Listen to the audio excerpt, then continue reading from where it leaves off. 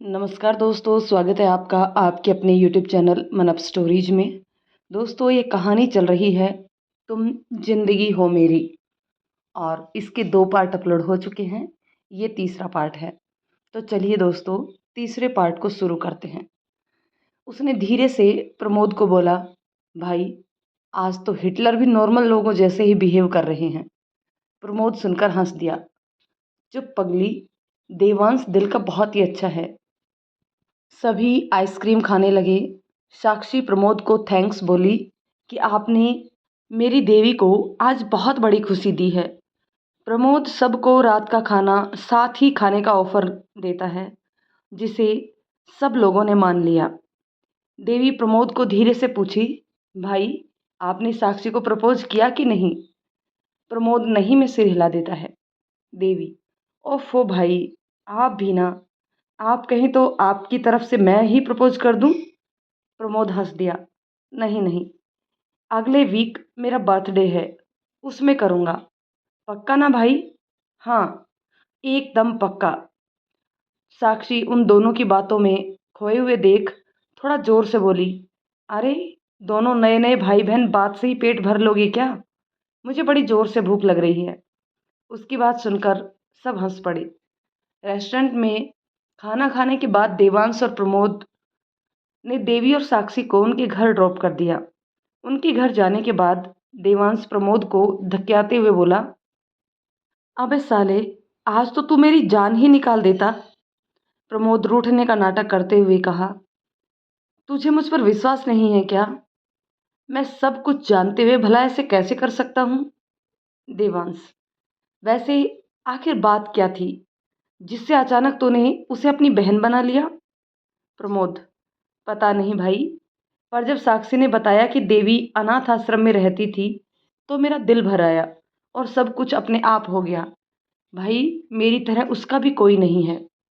देवांश प्रमोद को गले लगाते हुए बोला, तुझे बार बार बोलता हूं ना कि तू अकेला नहीं है, मेरा पूरा परिवार तेरा है। हाँ, और अब तो मेरी छोटी बहन भी आ गई है। हाँ, और इसके लिए मुझे तुम पर बहुत गर्व है। उधर अपने फ्लैट पर देवी भी बहुत खुश थी। साक्षी को भी यह सब बहुत अच्छा लग रहा था। देवी, प्रमोद जी कितने अच्छे हैं ना? देवी, हाँ भाई, सच में बहुत अच्छे हैं। ऑफिस के पहले दिन से ही मेरी बहुत हेल्प करते थे। फिर अचानक से उसे कुछ ख्याल आया तो वह साक्षी से पूछ बैठी, अच्छा साक्षी, तुझे मेरा भाई कितना पसंद आया? पहले तो साक्षी कुछ समझी नहीं, पर जब उसका ध्यान देवी के मुस्कुराते चेहरे पर गया तो वह शर्मा गई। देवी, अरे वाह साक्षी, आज तुझे मैं पहली बार शर्माते हुए देख रही हूँ। मतलब कि तुझे प्रमोद भाई पसंद है। वह खुशी से नाचने लगी। साक्षी अपने रूम में चली गई। प्रमोद के बर्थडे वाले दिन देवी चिल्लाते हुए, अरे साक्षी कितना तैयार हो रही हो, आज भाई का बर्थडे है, तुम्हारा नहीं। साक्षी, बस 5 मिनट और। साक्षी जब तैयार होकर बाहर आई तो देवी उसे देखते ही रह जाती है। रेड कलर की इवनिंग गाउन में वो बहुत ही खूबसूरत लग रही थी। देवी, अरे वाह, आज तो तुम भाई को प्रपोज कर ही देना। वैसे भी आज तो सब पर बिजलियां गिरने वाली हैं। साक्षी, तू भी ना देवी, मैं यहाँ परेशान हूँ और तुझे मजाक सूझ रहा है। पता नहीं प्रमोद मुझे हाँ कहेगा भी कि नहीं। देवी मन ही मन खुश होते हुए, आग दोनों तरफ बराबर लगी है, बस आज दोनों अपने दिल की बात एक दूसरे को बता दे। साक्षी, अब तुझे क्या हुआ? अभी तो चिल्ला रही थी कि देर हो रही है, देर हो रही है। अब क्या हुआ? अब देर नहीं हो रही? देवी, हाँ चल रही हूँ। और वे दोनों प्रमोद के बताए हुए रेस्टोरेंट में पहुंच गए। वहाँ पार्टी जैसा कुछ भी अरेंजमेंट नहीं था। साक्षी, देवी, कहीं हम लोग गलत रेस्टोरेंट में तो नहीं पहुंच गए? देवी, नहीं, भाई ने तो यहीं आने को बोला था। साक्षी, पर यहाँ तो पार्टी जैसा कुछ भी नहीं है। देवी, तू रुक, मैं फोन करके पूछती हूँ। तभी उन्हें सामने से प्रमोद और देवांश आते दिखाई दिए। क्या भाई, हमें बुलाकर खुद गायब हो? प्रमोद, ओह सॉरी, ट्रैफिक की वजह से हम लेट हो गए। देवी, कोई बात नहीं। हैप्पी बर्थडे भाई। प्रमोद, थैंक्स। थैंक्स तो मुझे कहना है भाई आपको। आज आपकी वजह से मुझे मेरे भाई का बर्थडे सेलिब्रेट करने का अवसर मिला है। कहते हुए देवी की आंखों में पानी आ गया। प्रमोद उसे साइड हग करके उसके सर पर प्यार से सहलाता है। मुझे भी मेरी बहन मिल गई है ना। अगर आप दोनों का भरत मिलाप हो गया हो तो जरा हमें भी मौका दिया जाए। माहौल को हल्का करने के लिए साक्षी चिल्लाकर बोली। इस पर सभी हंस दिए। हैप्पी बर्थडे प्रमोद जी, कहते हुए साक्षी अपना लाया हुआ गिफ्ट प्रमोद को दे देती है। वैसे यहाँ पार्टी जैसा तो कुछ भी नहीं है, कहीं आपने हमें यूं ही तो नहीं बुला लिया। इस पर प्रमोद बोला कि मेरा कोई दोस्त नहीं है देवांश के अलावा, इसलिए मैं आज का दिन इसी के साथ सेलिब्रेट कर लेता हूँ। इस बार आप लोग भी मेरे दोस्तों में शामिल हैं, तो हम सब मिलकर सेलिब्रेट करते हैं। वे चारों वहाँ से पहले से बुक किए गए टेबल की ओर चले गए। वेटर वहाँ आकर टेबल पर देवांश द्वारा ऑर्डर किया हुआ केक रख गया। प्रमोद ने केक काटा और पहले देवी को खिलाया। सॉरी देव, इस पर अब देवी का हक है। देवांश, इट्स ओके भाई। बारी बारी से उसने सबको केक खिलाया। देवांश वेटर को बुलाकर अपना ऑर्डर लाने के लिए बोला। सभी खाना एंजॉय करने लगे। देवी मन ही मन सोचती है, पता नहीं प्रमोद भाई आज भी इसे प्रपोज करेंगे या नहीं। ये तो लड़कियों से भी ज़्यादा शर्माते हैं। तभी उसकी नज़र सामने स्टेज पर डांस कर रहे कुछ कपल्स की ओर जाती है। उसे कुछ आइडिया आता है तो वह प्रमोद के कान में कुछ कहती है। प्रमोद धीरे से साक्षी से कहता है, मे आई डांस विद यू। साक्षी उसके साथ डांस फ्लोर पर चली गई। बैकग्राउंड में म्यूजिक बज रहा था। दो दिल मिल रहे हैं मगर चुपके सबको हो रही है, सबको हो रही है खबर। चुपके दो दिल मिल रहे हैं मगर चुपके। प्रमोद डांस करते हुए धीरे से साक्षी से कहा कि मैं आपको कुछ कहना चाहता हूँ। साक्षी ने पूछा, क्या? तो वह वहीं डांस फ्लोर पर घुटनों के बल बैठ गया। सभी उन्हीं की ओर देखने लगे। साक्षी मन ही मन खुश होते हुई, प्रमोद, जब पहली बार आपको देखा था तो मेरे दिल ने मुझसे यही कहा कि यही है वो जिसका मैं आज तक इंतजार करता रहा था। Sakshi, I love you. Will you love me? सुनकर साक्षी की तो खुशी का कोई ठिकाना ही ना रहा। देवी और देवांश भी अपनी जगह खड़े हो गई। देवी, हे साक्षी, से यस। साक्षी प्रमोद का हाथ पकड़कर उठाते हुए बोली, yes, I love you too. सभी ताली बजाने लगे। प्रमोद ने उसे जोर से हग कर लिया और हल्के से उसके माथे पर किस कर दिया। इधर देवी भी खुशी से देवांश के गले लग गई। पहले तो देवांश भौचक्का रह गया, फिर उसके मन में भी एक शरारत सूझी। उसने देवी के कान में धीरे से बोला कि मैं भी एक किस कर लूं जैसे प्रमोद ने साक्षी को किया है। यह सुनकर देवी को होश आया। वह झट से देव से अलग हो गई और गुस्से से उसे देखते हुए बोली, सपने में भी मत सोचना। वह तो मैं प्रमोद भाई और साक्षी की खुशी में। इतना बोलकर इधर उधर देखने लगी।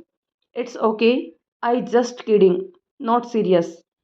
आइए हम लोग प्रमोद और साक्षी के पास चलते हैं। देवांश हंसते हुए बोला। देवी, भाई मैं आप लोगों के लिए बहुत खुश हूँ। साक्षी देवी के गले लग गई। देव भी प्रमोद को कॉन्ग्रेचुलेशन भाई कहकर गले लग गया। चारों बहुत खुश थे। थोड़ी देर और एंजॉय करने के बाद वो घर लौट आए। साक्षी, देवी, आज मैं बहुत खुश हूँ। देवी, मैं भी। साक्षी, मतलब कहीं तुझे तो किसी ने प्रपोज नहीं कर दिया? एक मिनट, कहीं वह तेरे देवांश सर तो नहीं है ना?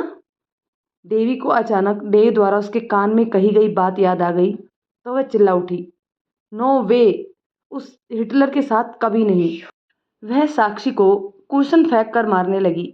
अरे रे, मैं तो मजाक कर रही थी।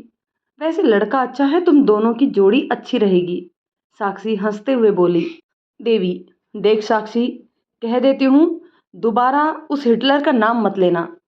भाई की वजह से बर्दाश्त कर लेती हूँ, वरना मेरा बस चले तो मैं ये नौकरी भी छोड़ दूँ, ताकि उसका चेहरा भी देखने को ना मिले। साक्षी, कूल डाउन यार, कितना अच्छा तो है वह। देवी, क्या खाक अच्छा है, कितना खूसड़ है। नौकरी के पहले दिन ही वो मुझे कितना कुछ सुना दिया था। मुंह बनाकर बोली साक्षी। अच्छा छोड़, चलो अब मैं सोती हूँ, गुड नाइट। देवी एक आंख बंद करते हुए, हाँ हाँ गुड नाइट और स्वीट ड्रीम विद भाई, और हंसते हुए दोनों अपने अपने रूम में चली गई। साक्षी प्रमोद के बारे में सोचते हुए सो गई।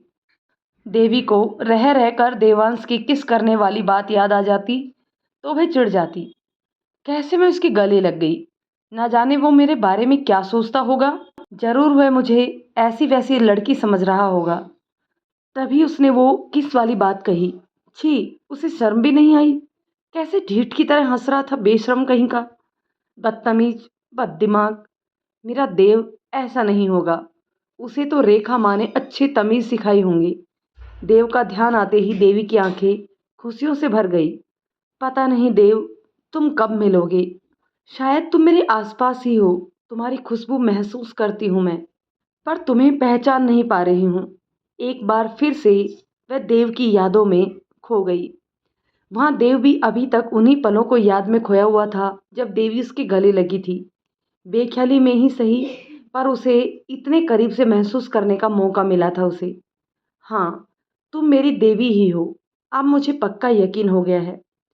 प्रमोद और साक्षी अब अक्सर शाम एक दूसरे के साथ गुजारने लगे। वे देवांश और गौरी को भी जबरदस्ती अपने साथ खींच लाते।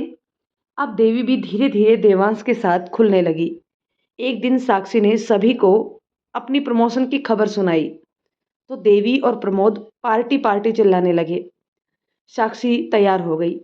तभी देवांश ने कहा कि इस बार पार्टी आप अपने घर पर देंगी। सब उसकी ओर देखने लगे तो वह जल्दी से बोला कि प्रमोद, आप लोगों के हाथ के बने खाने की इतनी तारीफ करता है कि मैंने सोचा एक बार मैं भी टेस्ट करके देख लूं। वैसे मेरी माँ से ज़्यादा अच्छा खाना शायद ही कोई बनाता हो। यह सुनकर देवी को रेखा माँ का ख्याल आ गया। वो भी बहुत अच्छा खाना बनाती थी और देव हमेशा कहता था कि मेरी माँ से अच्छा खाना कोई नहीं बनाता। बेध्यानी में ही वह भी बोल पड़ी, हाँ, माँ से अच्छा खाना कोई नहीं बनाता मतलब। सब चौंक गए। देव मुस्कुरा दिया। देवी बोली, क्या हुआ, मैंने ऐसा क्या कह दिया जो आप सब मुझे ऐसे देख रहे हो। सबको अपनी माँ के हाथ का खाना अच्छा ही लगता है। प्रमोद बोला, चलो तो ये तय रहा कि आज रात का खाना हम तुम लोगों के यहाँ खाएंगे। सब साक्षी के फ्लैट पर आ गए। देवी चेंज करके किचन में चली गई। साक्षी उन दोनों को घर दिखाने लगी। जब वे देवी के कमरे में गए तो उसी समय देवी साक्षी को कुछ मदद के लिए किचन में बुला ले गई। देवी का कमरा एकदम साफ सुथरा था। तभी प्रमोद की नज़र सामने स्टडी टेबल पर रखे एक फोटो फ्रेम पर गई। उसमें देव और देवी के बचपन की वही वाली फोटो थी जो देव के बेडरूम में फ्रेम किया हुआ दीवार पर टंगा हुआ था। प्रमोद की आंखों में आंसू आ गए। दे दे देव देव चौंक गया। प्रमोद, क्या हुआ तुम्हें? उसकी आंखों में आंसू देखकर वह घबरा गया। प्रमोद, देव, तुम बिल्कुल सही थे, ये तुम्हारी ही देवी है, ये देखो, तस्वीर दिखाते हुए बोला। देव की आंखों में भी फोटो देखकर आंसू आ गए। देवी भी मुझे नहीं भूली है। प्रमोद देव को गले से लगा लिया। उसी समय साक्षी वहां आई। देव के गीले आंखों को देखकर पूछा कि क्या हुआ। देव, कुछ नहीं, वो आंख में कुछ कचरा चला गया है। प्रमोद साक्षी को फोटो दिखाकर उसके बारे में पूछा तो वह बोली, यह देवी है और उसके बचपन का साथी देव इस तस्वीर में है। उसी समय देवी भी उन लोगों के खाने के लिए बुलाने आ गई। प्रमोद उसे देखकर जैसे ही कुछ बोलने को हुआ कि देव ने इशारा करके उसे चुप रहने को कहा। सभी खाने के टेबल पर आ गए। खाना सचमुच में बहुत ही अच्छा बना था। प्रमोद और देव देवी की तारीफ करने लगे। खाने के साथ साथ वो आपस में मस्ती भी कर रहे थे। प्रमोद, अगली पार्टी कौन दे रहा है? वैसे कायदे से तो देव को अगली पार्टी देनी चाहिए। देव की ओर एक आंख मार के देखा। देव को लगा कि कहीं प्रमोद सबको बोल ना दे। वह इशारे से उसे मना करने लगा। साक्षी, प्रमोद जी, आपने ऐसा क्यों कहा? क्या कोई खास बात है क्या? देवी भी प्रमोद को देखने लगी। देव भी प्रमोद को गुस्से में घूर रहा था। अरे, सब मुझे ऐसे क्यों देख रहे हो? प्रमोद बोला। साक्षी, आप बोलोगे भी कि क्या बात है? प्रमोद देव की ओर मुस्कुराते हुए देखकर बोला, वो बात यह है कि देव का कुछ खोया हुआ था जो अब मिल गया है। वो मैंने सोचा देव को भी पार्टी देनी चाहिए। देव को चैन मिला। सब अब देव की पार्टी देने के लिए बोलने लगे। देव ने कहा, ठीक है, नेक्स्ट संडे को पार्टी डन। अगले दिन ऑफिस में देवी देव के केबिन में आई। सर, आज मिस्टर रस्तोगी के साथ आपकी मीटिंग है। देव, ओके मिस देविका जी, लंच टाइम के बाद आप रेडी रहिएगा। देवी, सॉरी सर, मैं आपके साथ इस मीटिंग में नहीं आ सकती। देव, नहीं आ सकती मतलब? देवी, सर वो मीटिंग लोनावाला में है और लौटते हुए काफ़ी देर हो जाएगी, तो। Dev, miss, are you know you are my personal secretary, और इस नाते आपको हर मीटिंग में मेरे साथ रहना है। और जहाँ तक लेट होने की बात है, तो मैं आपको आपके घर पर ड्रॉप कर दूंगा। देवी, पर सर। देव, नो परवर, आप मीटिंग के सारे पेपर रेडी कीजिए। देवी, ओके सर, कहकर जाने लगी तो देव उसे बोला, मिस देविका जी, क्या मैं भी आपको देवी बोल सकता हूँ? देवी, ठीक है सर। देवी साक्षी को फ़ोन करके मीटिंग वाली बात बता देती है। तो साक्षी ने कहा, देखो देवी, नौकरी में तो ये मीटिंग वगैरह चलती ही रहती हैं। देवी, पर इतनी दूर, वो भी सर के साथ अकेले, लेट हो जाएंगे तो। साक्षी, तो क्या हुआ? देवांश ने बोला है ना कि वो तुझे घर ड्रॉप कर देंगे। देवी, फिर भी वह परेशान थी देव के साथ अकेले इतनी दूर जाने के लिए। साक्षी, देख देवी, मैंने अभी तक देवांश को जितना जाना है उस हिसाब से वह बहुत ही अच्छा लड़का है। You can trust him. और डर मत, अपने टैलेंट को दिखाने का मौका छोड़ना नहीं चाहिए। देवी, ठीक है, कहकर मुस्कुरा दी। लंच टाइम के बाद देव और देवी लोनावाला के लिए निकल गए।